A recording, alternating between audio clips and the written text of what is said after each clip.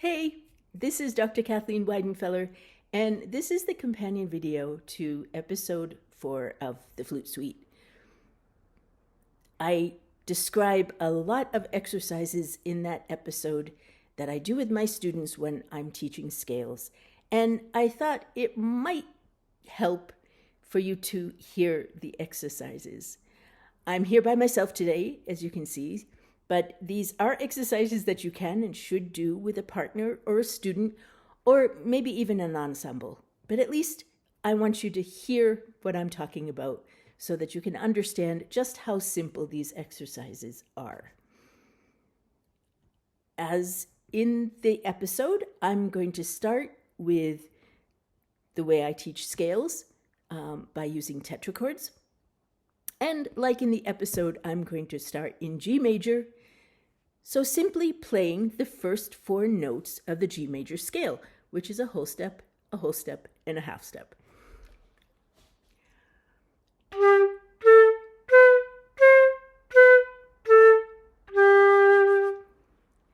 Now, with your student, you can actually just have them play those notes back and forth in the same order and maybe change something, change the rhythm a little bit, play more than one note at a time, change the articulation.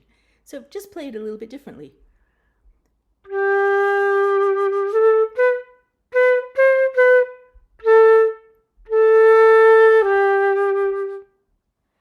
And go back and forth until the student feels comfortable, and then create a short phrase and ask the student to answer it. So,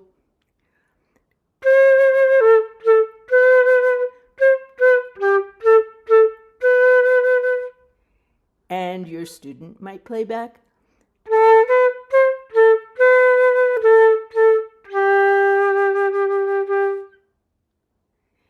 Now, more than likely, especially if you're working with a young student, their phrase won't be the same length as yours.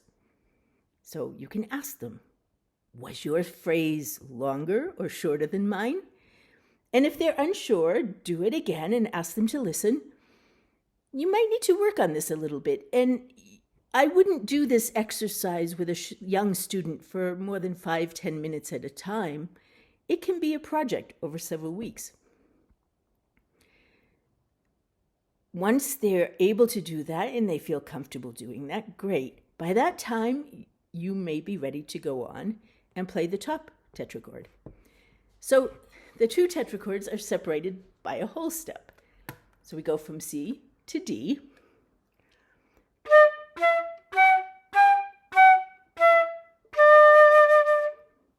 And again, the 3 intervals are just the same, a whole step, and half step. So your student should hear right away whether or not they've played the right 4 notes. Now, if you're working with young students and because you're not giving any other information, then where you start from, and you're going up to the G, you're playing 4 notes, they probably will play an F natural.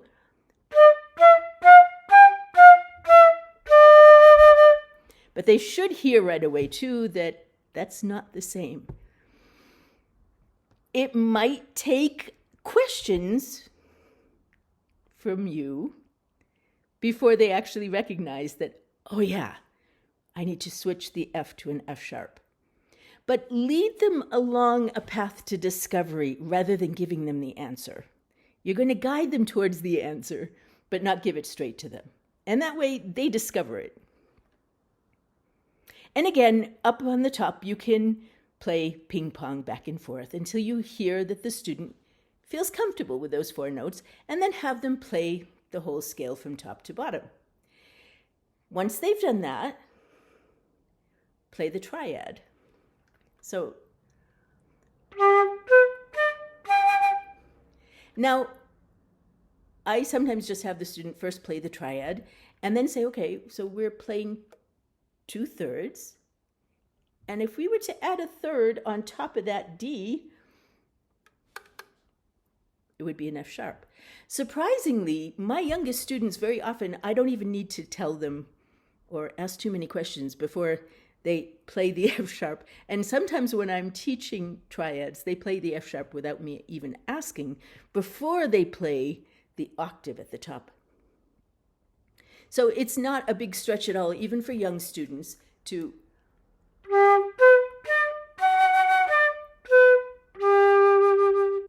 and now with these 4 notes, start a ping pong question and answer.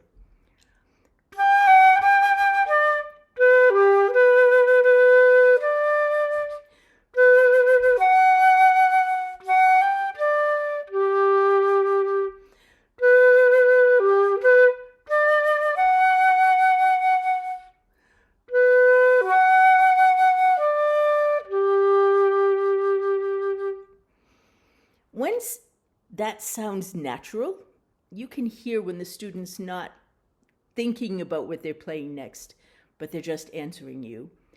Add the 4th degree of the scale, so in this case, C.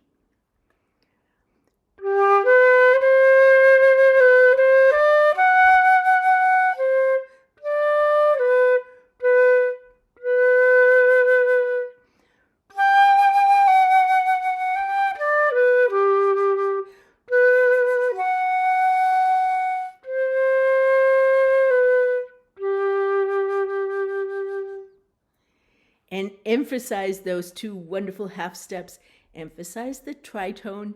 You can do all kinds of things to emphasize the different colors that are in the scale, and in the end, have the student play the whole scale again.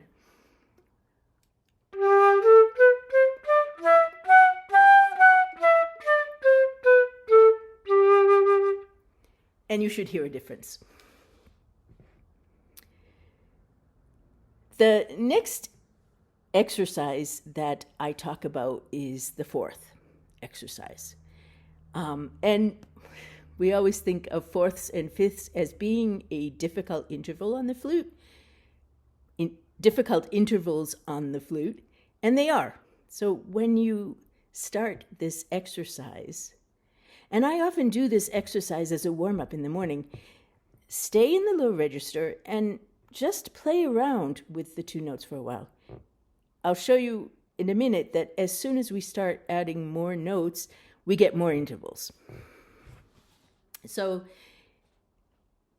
I honestly don't remember now which, where I started in the episode, which note I started on, but let's stick with G. And so going from G to C.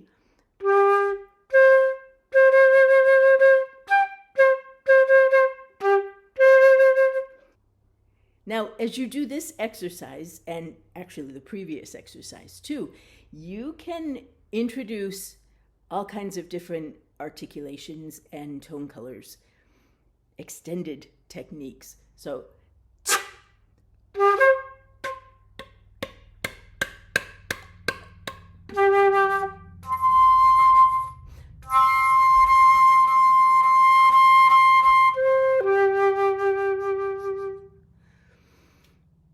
depending on the student and depending on what your goals are for the day. I'll talk more about using extended techniques in a later episode. Now, the 4th above C, so F, comes next, and now all of a sudden we have different intervals involved.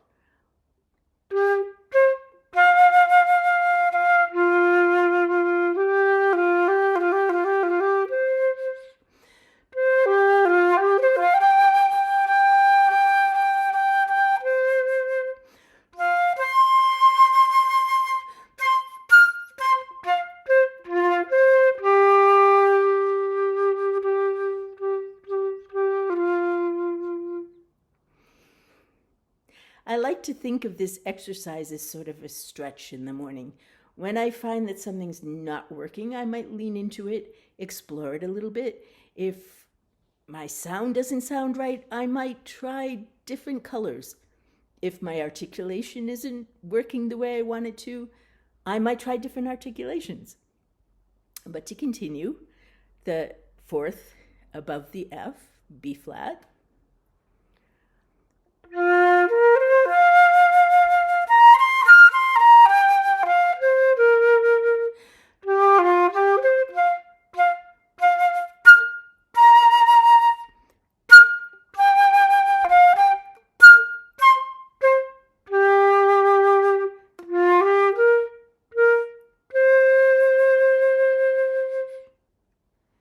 And then the fourth above the B flat, so E flat.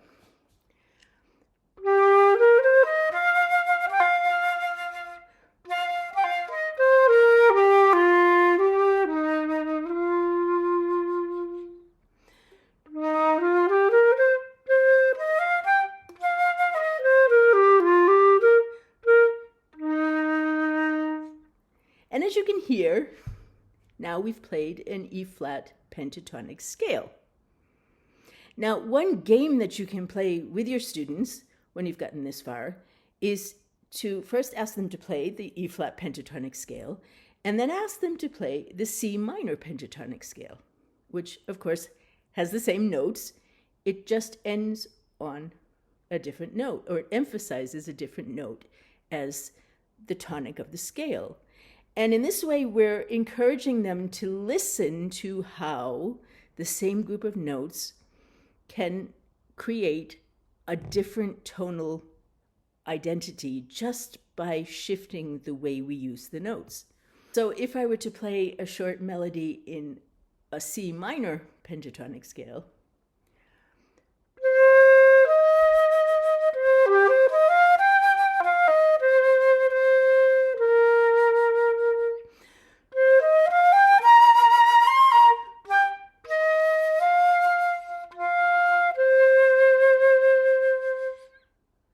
and then E flat,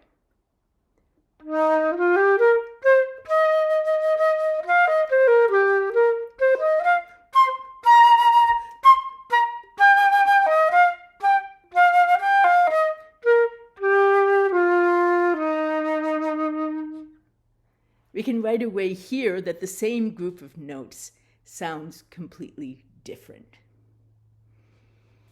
Finally, I talk in the episode a little about how I use singing and playing as a way of developing a sense of intonation in scales. I'm actually not quite sure how well you're going to be able to hear the different tones, but I assure you that when I'm doing it, I hear them quite loudly. Also, I find that singing and playing together is a great way to develop tone.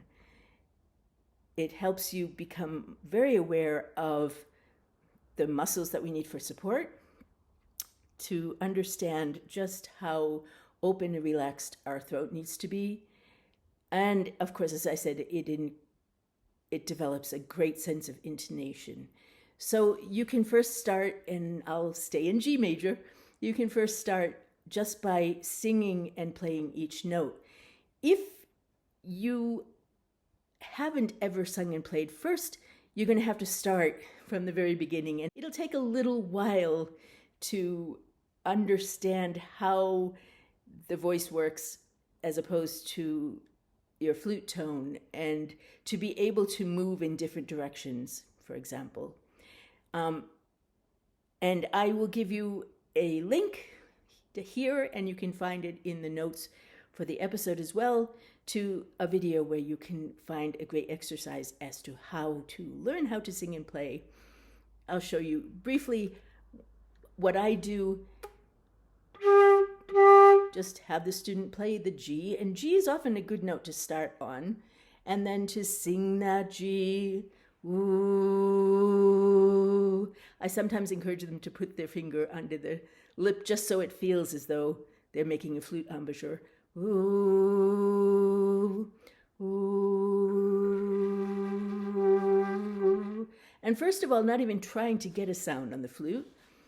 Ooh.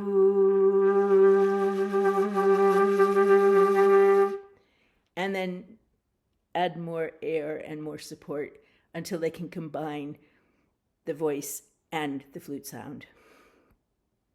Now, as I said, what will be easiest first is to play and sing the same notes at the same time. Let's just stick with the tetrachord again.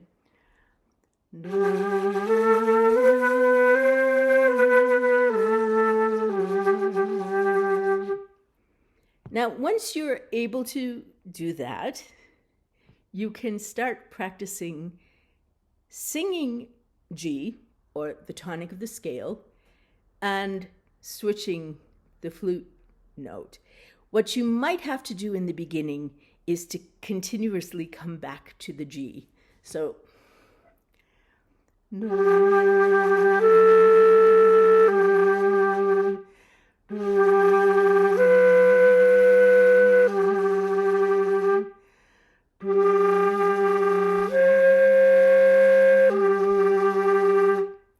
and so forth.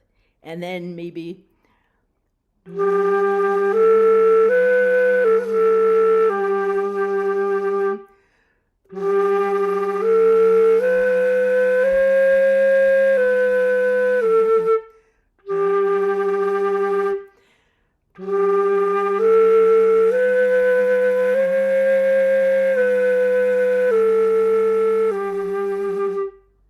now, while you're doing that, listen very carefully to the different tones, because that's what will give you an indication of the intonation that you're playing in.